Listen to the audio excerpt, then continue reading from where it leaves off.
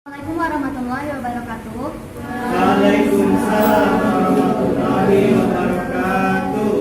Good afternoon, ladies and gentlemen. Welcome to our presentation, 14 November 2018. First of all, I would like to say thank you to Ms. Lola as the lecturer in Research 1, and thank you so much for all of audience in this room. Our topic today is experimental designs in quantitative approach. Okay, next I would like to introduce our member group. There are Rabiyatul Adabiyah, Niken, Elisya, Putri, Intan Niawati, and Fahrisky Azima. Then me, Novi Dyana, as your moderator today. So today we would like to explain about quantitative research. As we know, quantitative research divided into two, experimental and non-experimental. But today, we will focus on experimental design.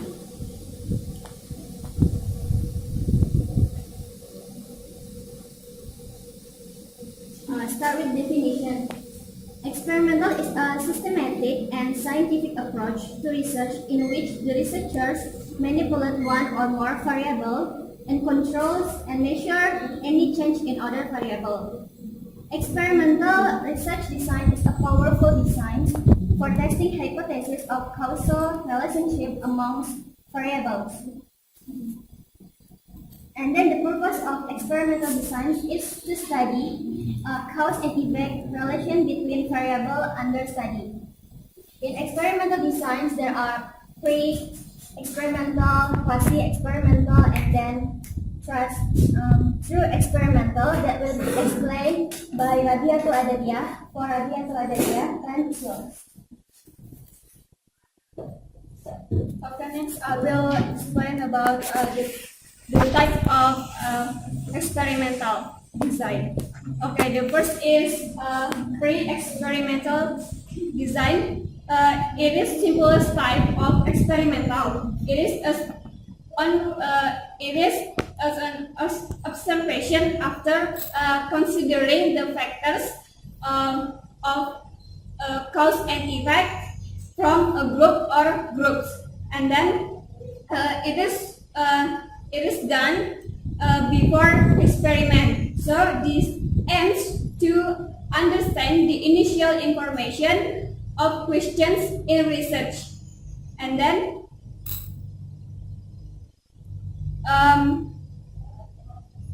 in the pre-experimental, there are three. The first one is one short case study, and then one group pre-test, post-test design, and then intake group comparison.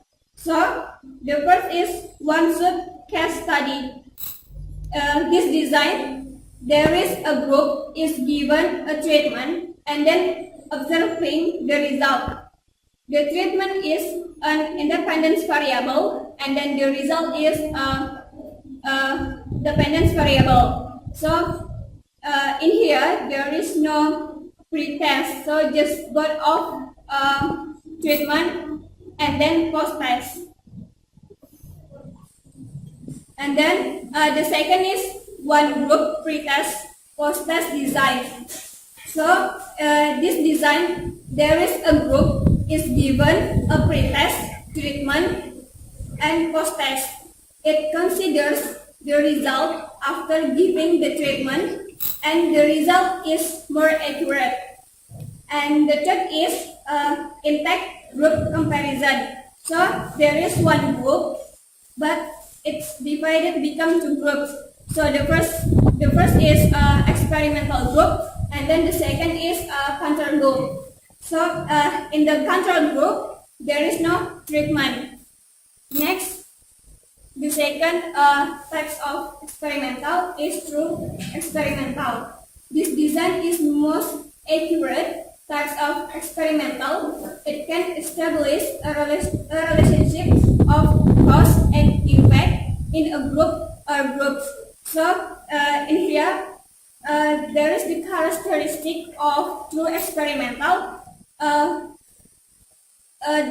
For this design is selected sample randomly and there is control group. In the true experimental, there are three designs. The first one is post-test, only control design. So there are two groups that are selected randomly, and the first is experimental group who has a treatment, and then the second is control group that who doesn't have a treatment, and then next the third is pre-test post-test control group design. So this design is there are two groups that are selected randomly. So it is to find out the initial information, initial condition from two groups. Two group consists of experimental group and then control group. It aims to know the differentiation between experimental group and then control group after giving pretest. And then the third is the Solomon for group design. So there is a group consists of four groups, and then the first group is there are two groups that has pretest, and then two groups that non-pretest, and then after each group that consists two groups, the first, and then divided into one to be includes one group for from pretest and then non-pretest, and then after that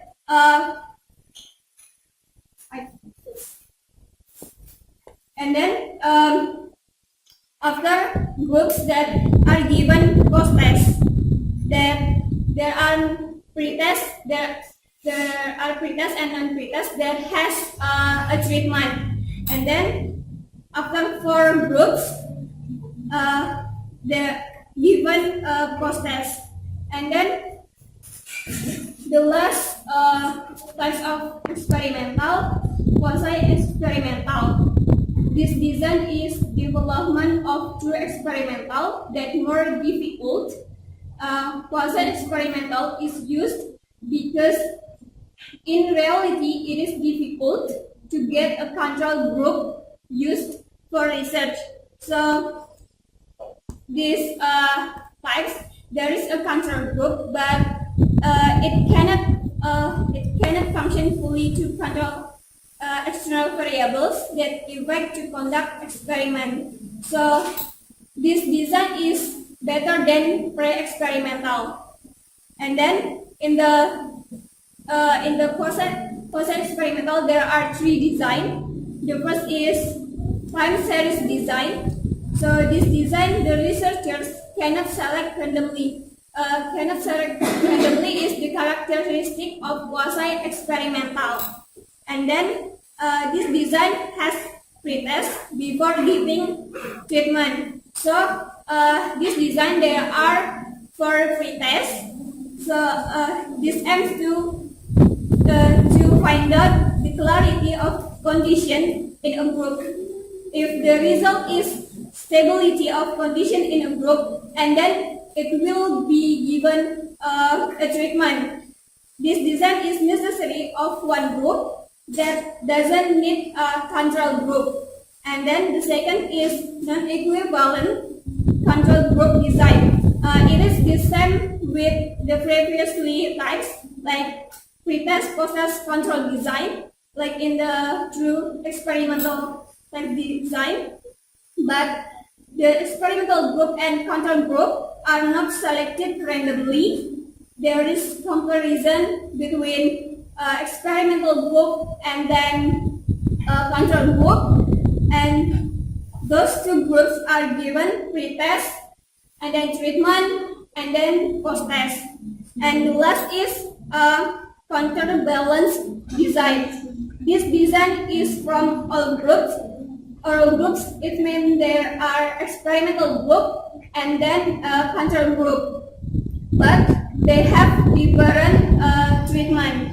So the next material will be delivered by Niken, Elisya. Okay, the next material will be delivered by Niken, Elisya.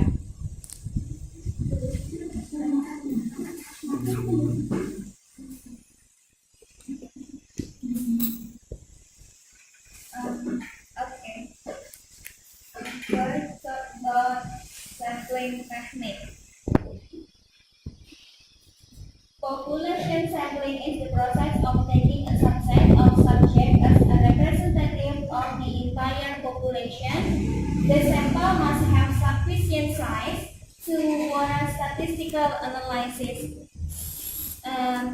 I'm going to make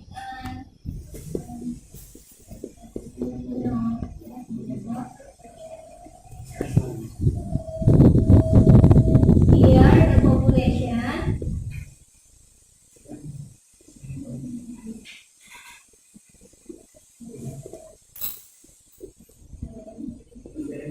Here the sample.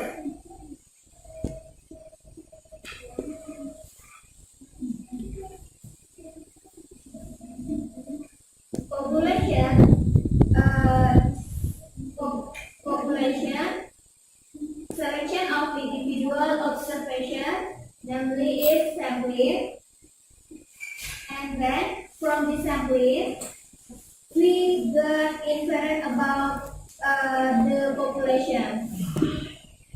Okay. Sampling is done usually because it is impossible to test every single individual in the population. It is also done to save time, money, and effort while conducting the research.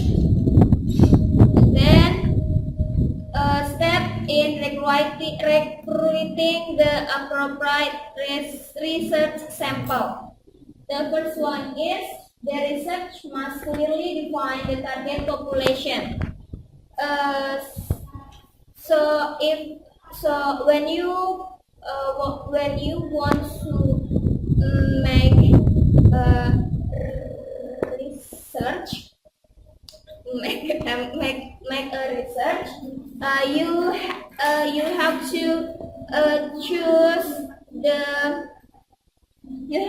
choose the population of that precise.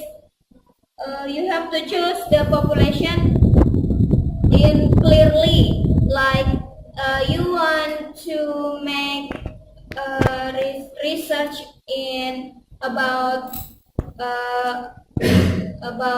vocabulary sample, and then you have to choose English department in semester 1. And then the second is define the accessible population considering the research time, budget, and work phase. This process will help the research grasp concrete the idea pertaining to the sample that they can obtain from the population. If the research has plenty of time, fund, and workforce, he can opt to conduct the study using a completely randomized sample, but if the money and workforce is limited, the researchers can opt to use spontaneous sampling. And the last is allocate the available money, time, and workforce for requirement. So if you want to make a requirement, you have to allocate the available money. So you can make it easier to take a requirement, like you available your money to buying food to your population sample, example like that. And then I'm going to stop here is purposive sampling, because in here because the population sampling we choose in the example talk about population sampling too. Purposive sampling is a non-probability sample that is selected based on characteristics of a population and the objective of the study. There are 7 types of purposive sample. So, purposive sample itself represents a group of different non-probability sampling technique. Also now, purposive sampling is a judgmental, selective or subjective sampling. Purposive sampling relies on the judgment of the researcher when it comes selecting the unit, people, case, or organization, even pieces of data. And then the first type is maximum variation or heterogeneous. Maximum variation or heterogeneous purposive sample is one which is selected to provide a diverse range of cases relevant to a particular phenomenon or event.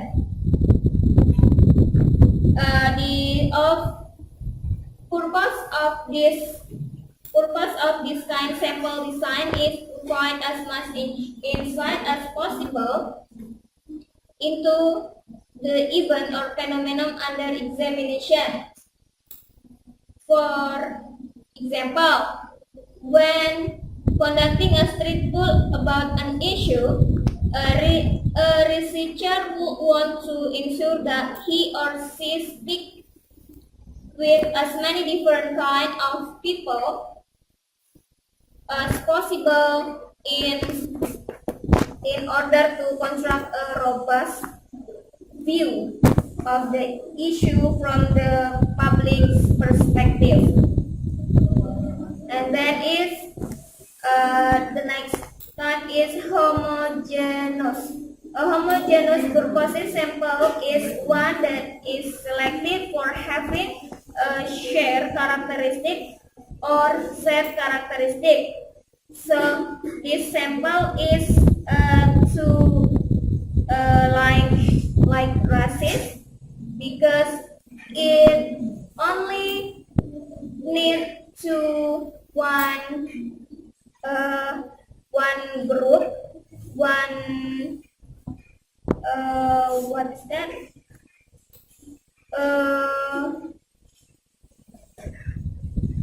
One group, you just only to research the English department semester 1, not the other, like that. And then typical case sampling. Typical case sampling is a type of purposive sampling useful when researchers want to study a phenomenon or trend as it relates to what are considered typical or average member of the effective population. So, if researchers want to study how a type of educational curriculum effect of average student, then he or she choose to focus on average member of student population. And the fourth is critical case sampling. No, sorry. Yes, critical case sampling is a type of purposive sampling. It is in which just one case is chosen for study because the researchers expect that studying it will reveal insight that can be applied to other like assets. And the next is total population sampling. With total population sampling, a researcher chooses to examine the entire population that has one or more shared characteristic. And then expert sampling. Expert sampling is form of purposive sampling used when researchers require one to capture knowledge rooted in a particular form of experience.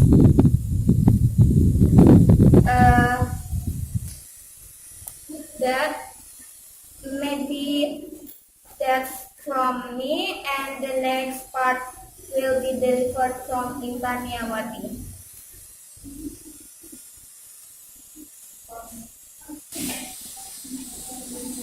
Alright, so I'll continue our presentations about data collection technique. So, data collection technique is a process of collecting information from all relevant sources to find answers to the research problem, test the hypothesis, and evaluate the result. As the name, data collection, so means we collect the data from any relevant sources so we can test the hypothesis, also we can know whether our research is rejected or accepted.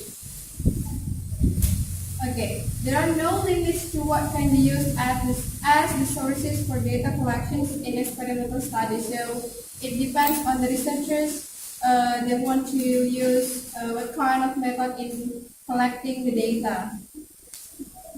So since we know that in experimental design there are three types of it. The first one is pre-experimental. So I'll give you two examples how to collect the data based on each types of experimental design. First, pre-experimental design. So the first way to collect the data is by one group pretest post-test design. Researchers use pretest following by treatment and use post-test for a single group. So it's like this. The researcher divide the sample into two groups, A and B, and then he or she gives both of these groups a treatment and then give them a pretest, and after that the researchers also give them post-test but only a single group, for example group A, and then the researcher will compare the result of that group. And for the second way is static group comparison. So this design is used after researchers implement the treatment. So before the researcher give pretest and post-test to both of this group, the researcher will give the treatment. Treatment means they give the method to in teaching than the method that the other teacher usually use. So it's different things like that. So they will know the differences between it.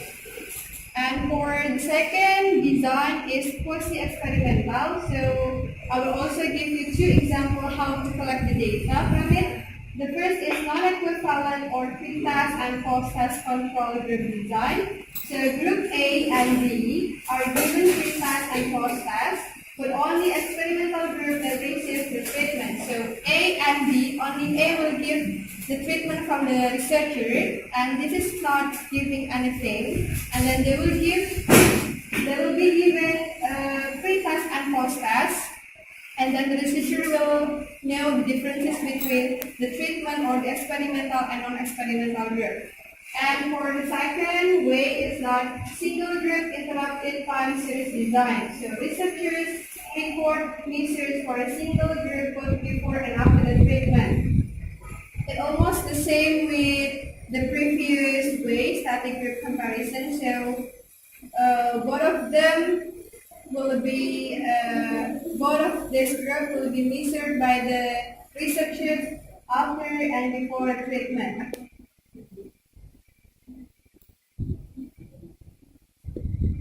Okay, so this is the third design through experimental design. So the first way is pre-task post-task control group design. Group A and B are given pre-task and post-task, but only experimental group that receive the treatment. It almost same with the previous one also. And the second one is post-task only control group design. Only experimental group that receive the treatment and both groups will measure on the post-test. So the difference is between this way with other or previous ways that group A and B receive both of these receive the treatment, but only the post-test will be measured. The pre-test is not counted by the researchers. So that's the way we collect the data in experimental research design. And the next is data analysis technique. Alright, so quantitative data analysis may include the calculations of frequencies of variables and differences between variables. A quantitative approach is usually related with finding evidence to either support or reject hypotheses you have formulated. So after we collect the data in data collections, and then we have to measure the data. How to measure? By using data analysis. So it's kind of the next step to do our research in experimental design. And then this is the example of data analysis technique. So the most common design that used by the researcher is t-test, if you ever heard that, like that. So the way the researcher measure the data, it's called by data analysis. So this is the example. And I think that's enough for my presentations for data collections technique and data analysis technique. And the next presentations will be delivered by Fahrisky Azima.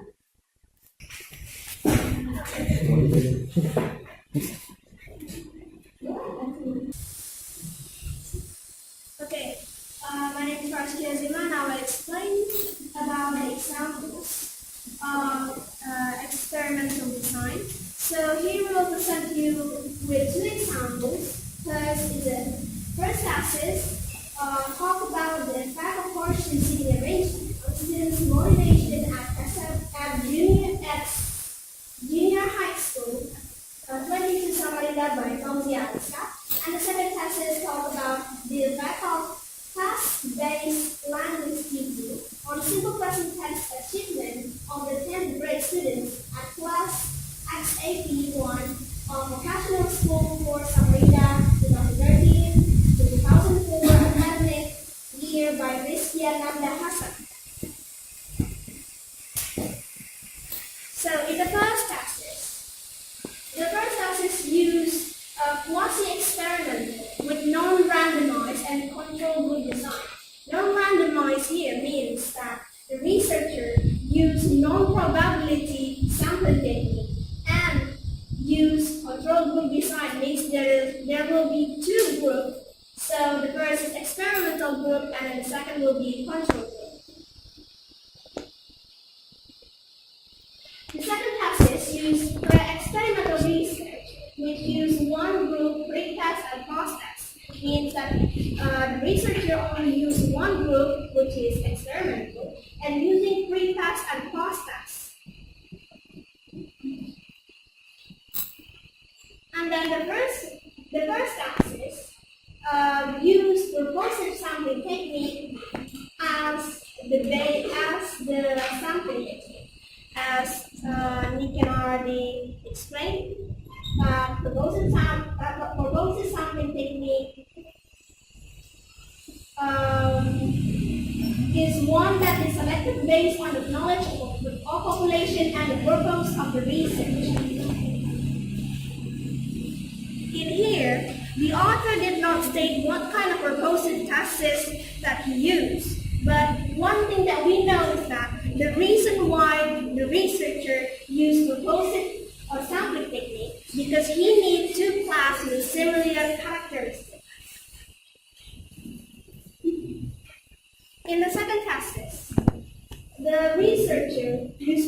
also purpose of sampling. But in here, the author of the thesis explain with detail what kind of purpose of sampling she used. And in this case, the researcher decided to use typical case sampling as the sampling to select the sample in the study. And in the first thesis, in data collection technique section, the researcher write two processes. The first is the treatment will apply 4 times without conducting pre-test. And second, after giving treatment, the researcher will give questionnaire to the students. This is the process. The questionnaire is attitude or motivation battery test. While in the second thesis, the researcher has 7 steps when collecting the data. First, giving out the tryout to the test to the student in class that do not become a sample. Second, giving the pre-test to the samples, class X81. And after that, computing the average of the pre-test. The fourth is teaching present tense by using past-based language teaching in class 81 for 8 times. This is the treatment. And after that, in the fifth step, the researcher gives the 4 steps to the students in the class X81 after the researcher teaches present tense by using PDLP for 6 times. And after that, the researcher computing the average post-test score by using t-test formula to know the improvement of students' ability in present tense before and after treatment by using text-based language. And the last will be hypothesis testing. In the first thesis, the researcher used 2 kinds of formula to analyze the data. First, to find the motivations of the students, the researcher used mean score.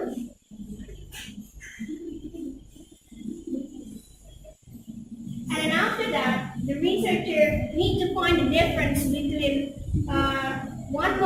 between the student's motivation in the control group and also student motivation in the experimental group. So the researcher used t-test formula from the 1987. In the second thesis, the researcher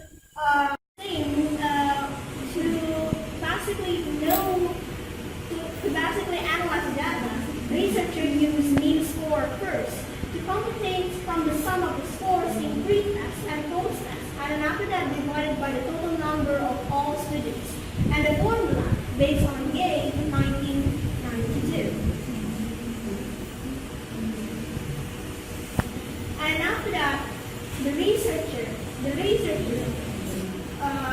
used t-test for non-independent sample to see the result difference between the pre-test and post-test.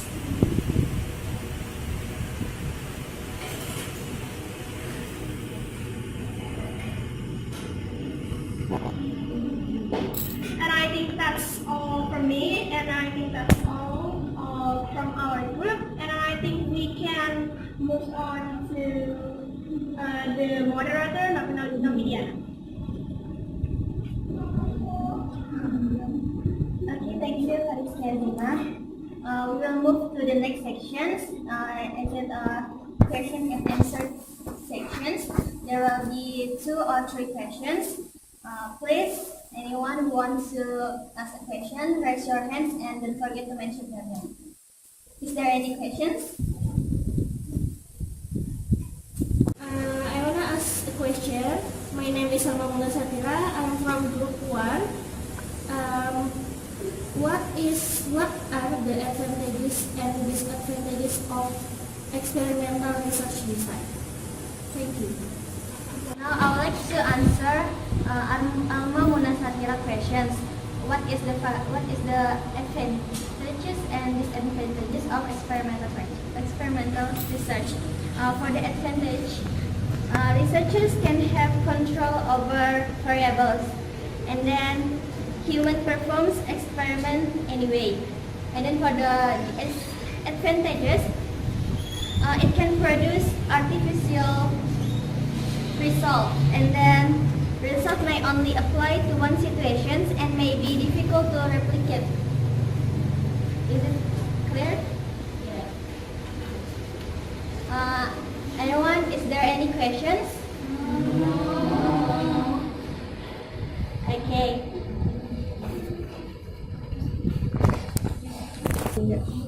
Finally, we come to the last sections of this presentation. Hopefully, it's useful for all of you guys. Thank you very much. Thank you very much for your attention and good afternoon. Afternoon.